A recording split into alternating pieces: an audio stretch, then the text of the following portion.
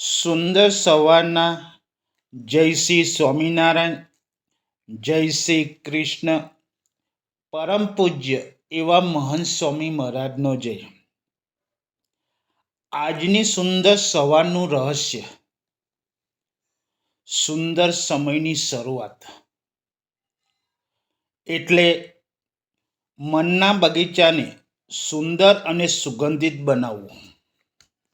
જીવનમાં જો મન શાંત, સ્વચ્છ અને આશીર્વાદી હોય તો જીવનમાં જે પણ બનાવવું હોય તે શક્ય બની શકે છે. એટલે યાદ રાખો, હંમેશા મન શાંત હોય ને ત્યાં જીવનનું સંગીત વાગે છે. દરેક સુંદર સફરની શરૂઆત માત્ર એક પગલાંથી થાય છે. એક સારો દિવસ પણ એક સારો વિચારથી થાય છે. શુભ શરૂઆત એટલે સફળતાનું પ્રથમ સીડી. સવારની પળોમાં આપણે આપણી અંદરની શક્તિઓને જાગૃત કરી શકીએ છીએ. જીવનમાં હંમેશા સમયની કદર કરતા શીખો. સમય એ જીવનનું સૌથી અમૂલ્ય રત્ન છે. દરેક સવાર ખાલી કાગળ જેવી છે, જેમાં આપણે જીવનના રંગ ભરી શકીએ છીએ. જે માણસ સમયના મૂલ્યને ઓળખે છે તે જીવનમાં એ સાચા અર્થમાં સફળ થાય છે. સુંદર શરૂઆત માટે સૌથી જરૂરી છે સવારે ભગવાનનું સ્મરણ કરો. દિવસની શરૂઆત સારા વિચારોથી કરો. થોડું ધ્યાન અને પ્રાર્થના કરો. તમે પોતાને શક્તિશાળી અનુભવો. સકારાત્મક વિચાર એ જીવનનો સૂર્ય છે, જે કોઈ પણ અંધકારને દૂર કરી શકે છે. રોજ સવારે પોતાની આત્મા સાથે વાત કરો.